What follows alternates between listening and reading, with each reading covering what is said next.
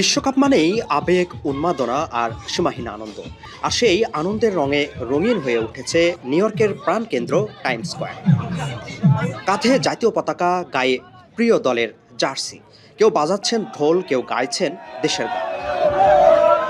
ফুটবলের টানে হাজারো মানুষ জড়ো হয়েছেন এক ছাদের নিচে, যেখানে ভাষা আলাদা, সংস্কৃতি ভিন্ন, কিন্তু ভালোবাসা একটাই, football. Do you think Brazil will win the 2026 FIFA World Cup? Yeah, you're gonna win. Yeah, Brazil gonna win. We're ready for it. We're gonna win for Morocco. We're gonna get the next star, and you're gonna have 6. Who has more? Has 5 stars. This is Brazil. Vini Junior, Paquetá. Thank you so much. Thank you.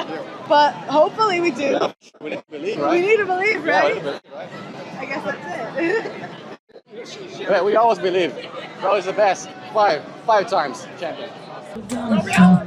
বিশেষ করে Brazil ও মরক্কোর ম্যাচকে ঘিরে ছিল বাড়তি উত্তেজনা। ব্রাজিলের হলুদ সবুজ আর মরক্কোর লাল পতাকায় ভরে ওঠে পুরো এলাকা। Oh yeah, it is pretty special to be here in New York today when Brazil's playing. And just waited to Brazil won this game. I'm sorry for Morocco, but let's go. শুধু Brazil বা Morocco নয়, Spain, Argentina, Mexico, যুক্তরাষ্ট্র সহ বিভিন্ন দেশের সমর্থকরাও অংশ নেন এই উৎসবে। কেউ ছবি তুলছেন, কেউ সামাজিক যোগাযোগ মাধ্যমে সরাসরি সম্প্রচার করছেন এই আনন্দঘন মুহূর্ত। Everybody with Lamine Yamal, anything is possible. Share your feelings. I think Brazil's gonna win all day, baby. This guy, he supports Spain. Knicks in 5. Knicks in 5. But Spain is gonna win. Lamine Yamal, the best player. I wish we can score one goal. No, I hope Iraq would actually get a tie at least. We're in a very tough group.